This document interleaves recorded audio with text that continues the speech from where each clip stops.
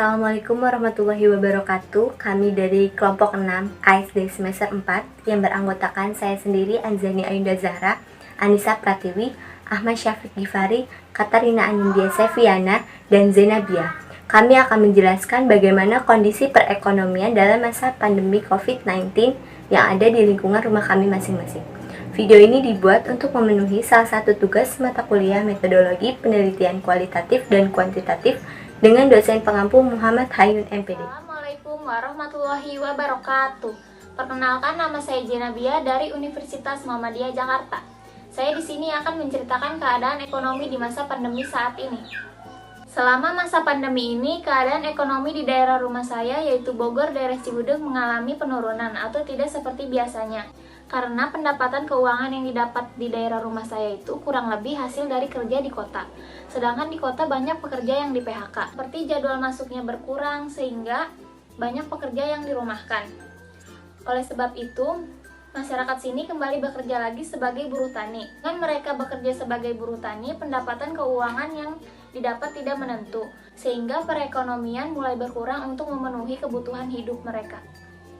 Cukup sekian yang dapat saya sampaikan, kurang lebihnya mohon maaf. Wassalamualaikum warahmatullahi wabarakatuh. Saya Katarina Anindya Seviana. Di sini saya akan bahas bagaimana sih dampak perekonomian di daerah rumah saya selama masa pandemi ini. Rumah saya berada di daerah Pengasinan Gunung Sindur. Di masa-masa pandemi ini banyak masyarakat yang terkena dampaknya. Nah, salah satunya yang paling terlihat yaitu perekonomiannya. Saya di sini mengambil contoh yaitu suatu keluarga di dekat rumah saya. Suaminya bekerja di bengkel wahana Honda, istrinya ibu rumah tangga, dan ia mempunyai 3 orang anak. Sebelum masa pandemi ini, suaminya bekerja setiap hari dan hanya libur di hari Selasa. Dikarenakan masa pandemi ini, ia jadi bekerja jadwalkan selang-seling seperti hari Senin masuk, Selasa libur, dan Rabu masuk, begitu seterusnya selama masa pandemi ini. Dikarenakan jadwal kerjanya yang tidak setiap hari mengakibatkan pemotongan gaji. Keluarga mereka sangat sedih, sedangkan banyak yang harus dipikirkan seperti kebutuhan sehari-hari dan kebutuhan lainnya. Dampak masa pandemi ini sangat merugikan masyarakat di sekitar rumah saya. Jangankan untuk membeli susu, untuk makan sehari-hari saja mereka kesulitan. Saya menyarankan di sini, belilah barang yang memang sangat kita butuhkan. Jika tidak terlalu dibutuhkan, sebaiknya tidak usah dibeli. Karena kita tidak bisa memperkirakan kapan pandemi ini akan berakhir dan hilang. Seperti biasa, kita hidup normal dengan perekonomian yang berjalan dengan baik. Nah, jadi itu saja yang bisa saya ceritakan. Itu adalah salah satu dampak perekonomian di daerah rumah saya selama masa pandemi ini. Assalamualaikum warahmatullahi wabarakatuh. Saya mahasiswa Universitas Muhammadiyah Jakarta ingin mewawancarai Mas tentang pengaruh besar pandemi untuk pekerja. Nah, silakan Mas, perkenalkan namanya dan pekerjaannya. Ya, nama saya Arif Pambudi. Saya bekerja di PT Asuransi Astra Buana. Sebagai apa, Mas? Saya bekerja sebagai account officer marketing produk Garda Auto. Seperti yang kita tahu nih, pada masa pandemi ini, bagaimana sih sistem kerja yang Mas alami? Ya, sistem kerja di PT Asuransi Astra, kita bekerja sebagai di rumah yang kita tahu WFH. Menurut Mas, efektif nggak sih bekerja seperti itu? Menurut saya kurang efektif karena aku kan sebagai marketing, jadi seperti account officer. Sebagai marketing itu harus kita bertatap muka pada orang banyak dan ketemu dengan orang banyak. Jadi kalau untuk WFH di rumah tuh sepertinya kurang efektif. Maaf nih, saya menanyakan yang lebih spesifik lagi. Kalau boleh tahu, pendapatan per bulannya itu berpengaruh nggak? Kalau pendapatan di asuransi Astra tidak berpengaruh ya. Untuk insentif mungkin berpengaruh ya, karena kita kan bekerja untuk menarik polis asuransi ya. Jadi kebanyakan ada customer yang tidak mau asuransi karena pada masa pandemi ini kan serba susah ya. Jangankan untuk bayar premi ya, untuk kebutuhan sehari-hari aja terkadang customer tidak cukup gitu. seperti itu sih, jadi insentif kita berkurang. Berarti beda ya sama yang pas normal. Beda. Terus ada nggak sih alternatif biar pendapatannya tuh nggak beda jauh sama yang pas lagi normalnya gitu? Kalau alternatif ya kita cari yang lain ya, maksudnya kalau untuk nyari pendapatan mungkin kita nyari kerja yang lain atau menawarkan mobil atau menawarkan produk yang lain gitu sih, mungkin seperti itu. Ya udah Mas, terima kasih atas waktunya dan ya semoga pandemi ini cepat dapat berlalu lah, biar Terima kembali kasih. normal lagi. Iya, Cukup sama-sama. sekian, terima kasih. Assalamualaikum warahmatullahi wabarakatuh. Assalamualaikum warahmatullahi wabarakatuh. Perkenalkan, saya Ahmad Syafiq Gifari dari mahasiswa FIPUMG ingin mewawancara tokoh masyarakat terkait dampak pandemi COVID-19. Berikut akan saya wawancarakan kepada Bapak. Halo, assalamualaikum. Kepada Bapak, namanya Pak? Oh, nama saya Rizky. Bapak Rizky.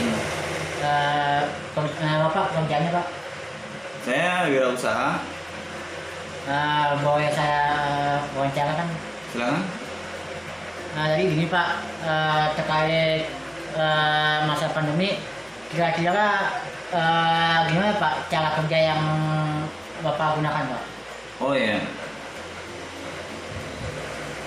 Selama pandemi ini sejujurnya banyak sekali perubahan-perubahan ya.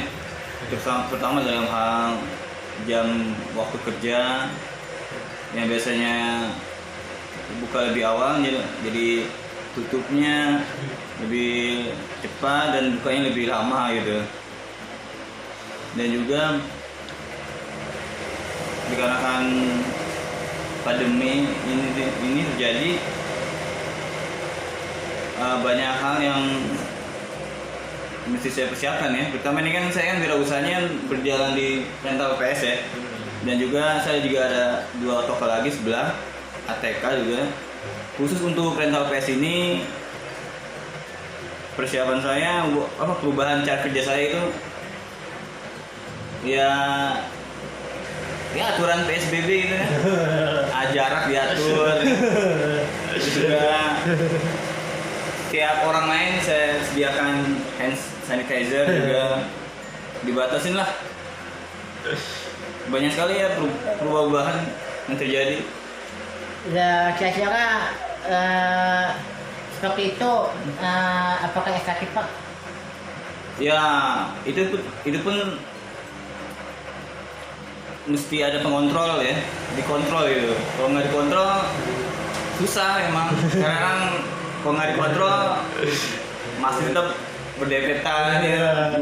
Tanpa diberitahu juga susah. Jadi mesti dikontrol gitu. Sekarang saya suruh cuci tangan pakai hand sanitizer nggak dihiraukan ya. Sekarang bandel lah, sekarang sih juga ada bocah-bocah yang main PS itu. Jadi kalau misalnya mengenai pendapatan, apa ada pengaruhnya kalau gimana Pak? Oh, pendapatan alhamdulillah ya 50-50 sih. Kenapa saya bilang 50-50?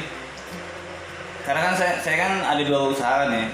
Ada PS, ada ATK, minuman gitu kan. Ya jadi saling membantu gitu. Jadi kalau seandainya PS ini kosong karena pandemi, masih ada usaha lain yang berjalan gitu. Iya. Jadi Tapi ya emang betul untuk rental PS 50% turun. Tapi diimbangi dengan usaha lain 50-nya gitu. Jadi nggak, alhamdulillah masih bisa lah. Bisa jalan. jadi yang ATK untuk menyeimbangkan aja Pak? Iya, ada juga, ada pulsa juga, pembayaran, listrik, PAM, sebaiknya bisa dilakukan di sini. Jadi untuk menutupi kekurangan jangan Iya. cepat siang seperti itu ya Pak? Iya, betul. Jadi kalau misalnya alternatifnya kira-kira bagaimana Pak?